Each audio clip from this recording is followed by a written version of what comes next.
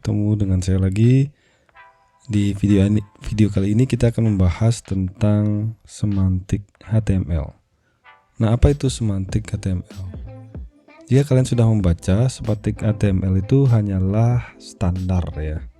Standar dari penggunaan tag atau elemen HTML yang bisa dimanfaatkan lebih jauh. Misalnya untuk aksesibilitas. Jadi orang yang tidak bisa membaca, dia bisa mendengarkan dari halaman HTML kita. Atau yang lain misalnya untuk SEO, Search Engine Optimization. Jadi agar search engine seperti Google atau Bing itu dengan mudah bisa mengenali bagian-bagian dari halaman web kita. Nah, sebagai contoh di sini ini masih kode sebelumnya, saya akan delete. Nah, lalu saya akan isikan mulai dengan mungkin tag yang berbeda dulu. Jadi yang umum orang gunakan itu adalah menggunakan tag div ya. Nah, div ini bukanlah untuk tipografi, dia hanyalah elemen yang bisa kita gunakan untuk dimanfaatkan nanti ketika kita ingin styling. Jadi umumnya orang yang membuat HTML umumnya akan membuat ada div. Di dalamnya bisa ada div lagi, di dalamnya bisa ada div lagi. Nah, ini dia akan buat untuk segmen-segmennya. Jadi kalau saya isikan konten di sini misalnya halo HTML dan saya save, lalu saya reload. Dia sebenarnya tidak melakukan apa-apa, tidak merubah behavior. Nah, ini akan dimanfaatkan nanti dengan CSS biasanya. Cuman ketika search engine akan mempelajari halaman HTML kita, search engine akan kesulitan menemukan mana sih bagian yang utama atau bagian headernya misalnya, atau bagian segmen-segmen yang harus ditampilkan oleh search engine pada halaman search engine-nya, misalnya Google misalnya.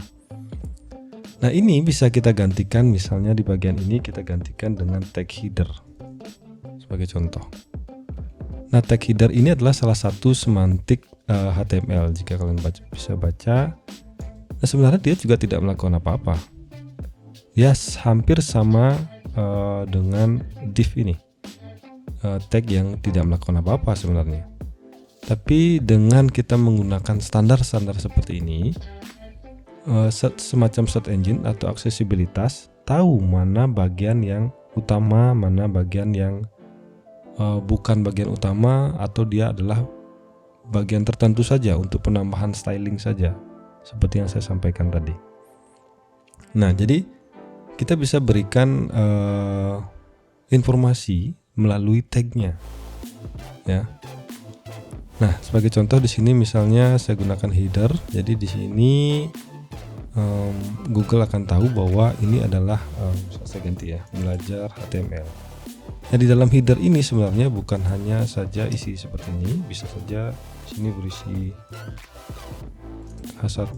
Nah, setidaknya Google tahu bahwa dalam header ini adalah headingnya dari atau halaman atasnya dari HTML yang kita buat. Nah, selain header ada juga tag yang namanya nav. Ya, dari namanya mungkin kalian bisa menebak bahwa ini adalah untuk navigasi. Nah, pernahkah kalian melihat misalnya sebagai contoh ya, di sini saya search Undiknas di Google. Nah, Google bisa mendapatkan informasi menu-menu yang ada di Undiknas, atau contohnya yang lain lagi misalnya Apple ya. Apple mungkin tidak berisi ya, dia tidak ada menu-menunya. Misalnya apa ya, Tokopedia. Nah, di sini dia bisa tahu beberapa menu-menu yang ada di dalam Tokopedia.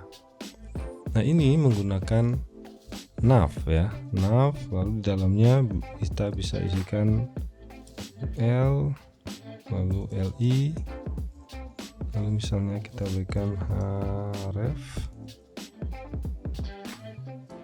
ya, bisa kita berikan angkor, sehingga misalnya di sini hrefnya saya berikan dulu hashtag saja. Di sini misalnya home, lalu saya copy ini, lalu di sini jadi about, lalu services, services dan kontak itu bisa. Ketika saya save, dia hanya menjadi HTML biasa saja, ya. Nah ini dengan kita menggunakan semantik HTML ini, kita akan memberitahu bahwa ini adalah list untuk navigasi di halaman website kita, sehingga siapapun yang akan nantinya menelusuri website kita akan mengetahui dan bisa menggunakan ini sebagai informasinya. Nah, selain header, mungkin ada tag lainnya seperti section. Nah, section ini adalah bagian atau part dalam satu halaman HTML kita yang bisa kita berikan kepada siapapun yang menelusuri untuk memberikan informasi. Jadi kita bisa tambahkan atribut ID. Misalnya di sini adalah about-nya, ya. About, lalu di dalamnya saya isikan misalnya title dulu, H2 tentang website ini, ya gitu misalnya. Lalu dalamnya saya isikan paragraf. Saya gunakan lorem, ya, lorem ipsum itu untuk ya mempercepat saja membuat sebuah paragraf. Ini saya menggunakan extension yang namanya lorem. Nah, di sini lalu kita bisa lanjutkan dengan section yang berbeda mungkin. Nah, ini bisa kita berikan ID, misalnya services. Dan di sini kita bisa berikan judul kedua tentang service ini. Lalu paragraf, menggunakan lorem. Nah, kurang lebih seperti itu, ya. Jadi ada dua section yang bisa kita gunakan. Lalu hal yang lainnya, misalnya di dalam ini ada artikel lagi. Ada misalnya ada beberapa artikel yang ingin kalian tunjukkan, misalnya seperti di website Undiknas. Di sini ada beberapa artikel, ya, artikel singkat yang bisa kita masuk. Kita bisa melihat sesuatu di sana. Di sini misalnya, ketika klik kita akan masuk ke halaman tertentu. Nah, ini adalah artikel-artikelnya. Nah, ini segmen atau section pengumuman. Lalu di dalamnya ada beberapa artikel lagi, ya, sehingga search engine bisa memanfaatkan itu sebagai informasi. Misalnya di sini artikel, di dalamnya kita isikan judulnya misalnya.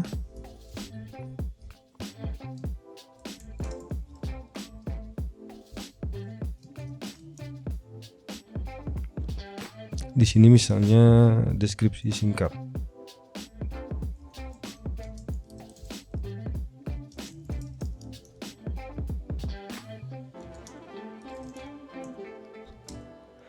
Oke, nah ini bisa mungkin artikelnya lebih dari satu. Ya, kurang lebih seperti itu contohnya, ya. Ketika kita reload, nah dia akan berbentuk seperti ini. Nah, ini mungkin belum di styling, cuman ini bisa tag-tag inilah yang bisa kita manfaatkan. Ada satu tag lagi, misalnya mungkin ada banyak, ya, cuman saya akan contohkan satu tag lagi, yaitu adalah footer. Kalau tadi ada header, nah di sini footernya. Footernya kalau sebagai contoh di halaman Undiknas ini ada footer. Nah, footer ini kan umumnya ada di semua halaman. Misalnya saya masuk ke halaman ini, footernya juga sama, ya. Nah, ini bisa kita menggunakan tag footer. Nah, di sini biasanya ada paragraf, lalu kita gunakan copy, ya. Ini format untuk HTML, ya.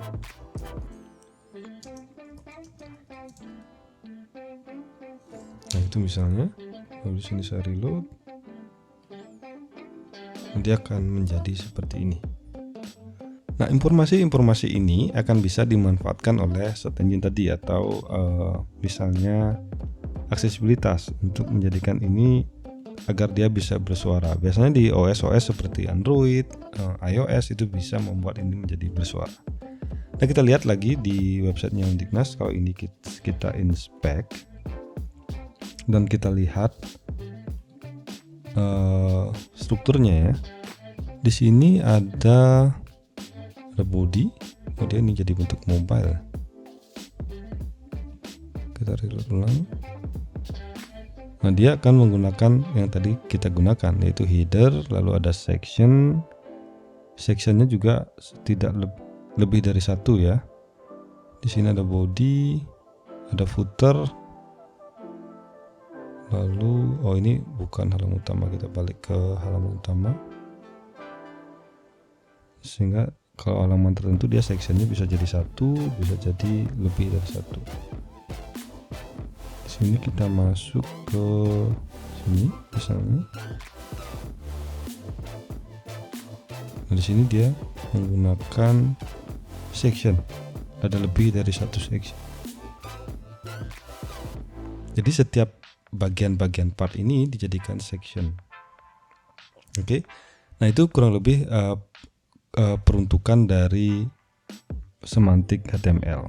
Semoga bisa bermanfaat untuk kalian. Sampai ketemu di video berikutnya.